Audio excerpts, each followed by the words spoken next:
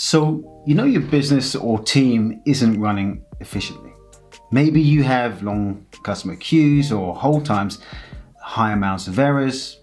Maybe it's just slow turnaround times when dealing with clients. Or perhaps there's high attrition and low staff morale. But are you struggling to find where these problems actually are and how to solve them?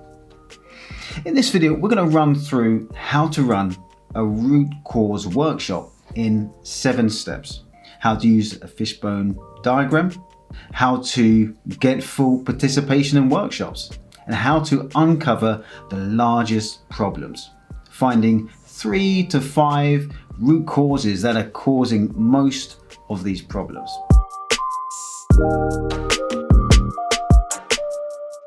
Hi, I'm Tony, and this is Intelligent Automation Simplified. I'm all about simplifying intelligent automation for business leaders and professionals like yourself who want to level up their knowledge so that you're empowered to optimize your business and discover new technologies in a streamlined way. So firstly, this fishbone diagram has 6 areas, and you can check out that video, the 6 ways to identify problems. We'll put the links in below. But you want to make sure that in this root cause workshop, you're inviting the right people to that workshop. So you have your target team where the pain is being experienced. You also want to involve representatives from the teams who are upstream, who would feed information to your target team. And also the downstream teams, people who would receive information once your target team has completed whatever they do. Because you want to see, firstly, where the information originates from, because maybe that's where the root cause actually exists. But also you want to see what happens as a result of what that target team is actually doing. So you want to make sure before you go into this root cause workshop that you've done some prep work. You've done your own research, but also the invitees, the attendees, have done their own research so that they're bringing information that you need into that workshop. And so that workshop is very productive, and there's no or very minimal follow-up work needed, because the objective of that root cause workshop is to get to the root cause. So you don't want people to say, oh, I'll get back to you, oh, we don't have that information right now. You need to make sure they have the information and they bring it into that meeting. You also want to make sure that you have full participation.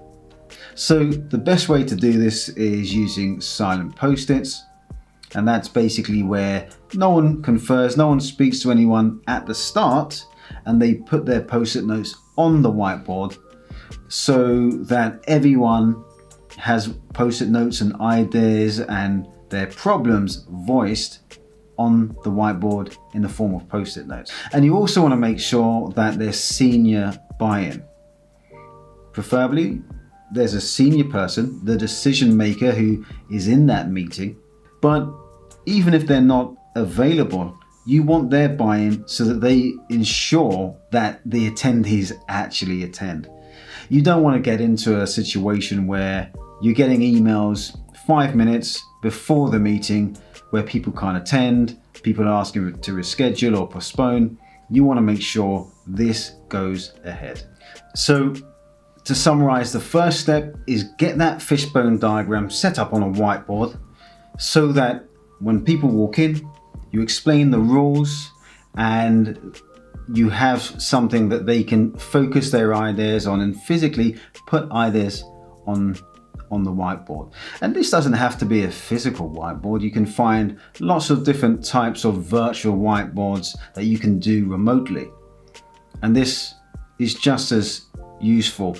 And then you can also see who is actually, who has and hasn't put their ideas on the board. So once you've set up that workshop with the fishbone diagram on the board, step 2 is now to explain what the 6 different areas are. So you've got measurement, materials, method, Mother Nature, manpower, and machines. So check out that video, the 6 ways to find inefficiencies We'll put that in the links below.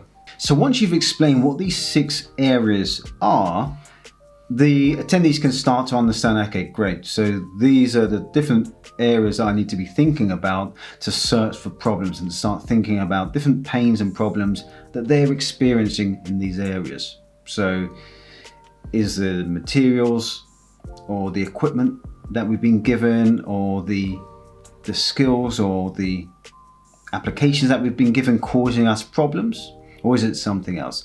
So you want them to get their ideas on the board, silent post-its, and then once everyone's put their problems on the board, then you can have a discussion and start teasing out more pains and problems around those 6 areas. So step 3 is themes, and this is where you've had the discussions about what the pains and the problems are that they're experiencing. Now you want to clump them together into about 3 to 5 different themes. Hopefully there should be some kind of similarities between different problems and pains that you've collected. Maybe there may be 10, 20, 30 different pains, but hopefully you can tease out, you can start to discuss and form 3 to 5 different themes that encapsulate all these different problems and pains that these teams are experiencing. And then once you've collected them into themes, you want to take a look and say, okay, what themes are in and out of scope? Potentially one of the pain themes are to do with IT equipment being upgraded, or partners or suppliers. Maybe some of these things are outside of the scope of your influence, or things that you can actually have a control on changing. So you want to take those things that are out of scope aside, and maybe you can hand those over to your IT teams or the teams that deal with partnerships and suppliers. Step 4 is getting the information and metrics around these pain points that you've now discovered. And now you're using blue post-it notes to highlight the information, the metrics, the key performance indicators. So you want to understand what metrics or performance indicators do we have around this to prove that there actually is something going wrong. Maybe it's percentage of human error, or customer complaints, or loss of customers and clients. You don't want just the metrics, but also where or who do you get these metrics from? Where do you need to go to find or get this data? And the good thing about having this as a workshop with multiple people rather than just a one-to-one interview is that the other attendees can validate the information that's being put on the board. And so this stage with using blue post-it notes includes more discussion than when we were putting pains and the pink post-it notes up in the previous section. So with the attendees validating the information that is being put up on the board, you can start to understand, are these facts or are these opinions that are being voiced by attendees? Hey guys, real quick, if you're getting value from this video, let me know by hitting that like button, and feel free to share this video. That will really help me out. Okay, so step 5 is what we're calling blockers, and this is where we use the yellow post-it notes. And this is a lot more discussion. This is looking at restrictions, be that legal or cultural restrictions, which would stop us or hinder us from improving on these problems that we've identified. Maybe it's things that have been tried before and you want to understand, why did it fail last time? So a lot more discussion in this section, talking about what's blocking us from making improvements on these pains or problems. Okay, so step 6 is prioritize. And so with the team there and also the senior stakeholder, you want to work with the attendees to understand what is the priority of these pains that we've identified. So it's not just about asking them directly, what are the priorities? You want to also understand the rationale behind their prioritizations so that you can add your insights to how the technology works, and you want to understand the team's rationale so that with your understanding of how the technology works and what may or may not be more complex, you can add your 2 cents in to understand, okay, Is this just a priority because it's more painful, or does this actually match up with a corporate objective that the team and the senior leadership teams actually want to overcome? Because sometimes things are very painful, but when you look deeper into it, that doesn't really add to the overall objectives, and it's not critical to the corporate strategy. Okay, so we've got a lot of post-it notes, different colors on the board. We've got pink problems, categorize them into about maybe 3 to 5 themes. Maybe you've got more, and you've understood what's in and out of scope. You've highlighted the blockers. You have a good understanding of the history of why things may have failed before, or what they've tried, or how certain environments have created limitations. And you understand the team's priority. And obviously you don't want to influence the prioritization right now, but you understand from their perspective what their priority is. So now with your themes, you don't want to just stop there. And that's a newbie mistake to solve the problem. You want to solve the root cause. And so step 7 is 5 whys. So for each theme, you want to ask 5 whys, and it's a lean thinking technique where you look at a problem or the pain that's being experienced, and you ask questions 5 times. Basically, you ask why 5 times, funnily enough, to get down to the root cause. So I'll give you a real life example. So the problem was that the team needed to manually copy data from one system to the next. So you'd ask why. We need to copy data from one system to the next because the 2 systems don't sync properly. Okay, why is that? Because the 2 systems' data hardly ever matches.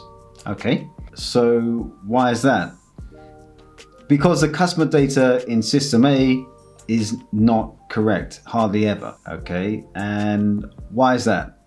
Because the data from the outdoor workmen are not entering the customer details correctly. Okay, so we're getting somewhere. And as you can see, we just need to ask why one more time. In reality, you could keep asking whys several times over until you feel that you've reached the root cause. But in this scenario, the workers, they had their handheld devices. So we said, okay, so why are the outdoor workmen entering the customer's details incorrectly? And just a point there, this is really good. This is a really good example of why you want to have different representatives of these teams present in the discussion.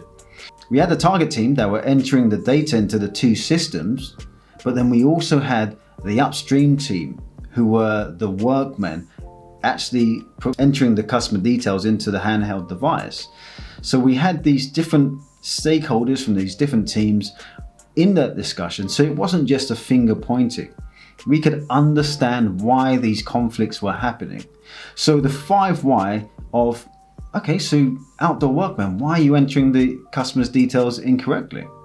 It was because in the cold and the rain and sometimes at night, they struggled to accurately enter the handheld devices because they had to use their fingers.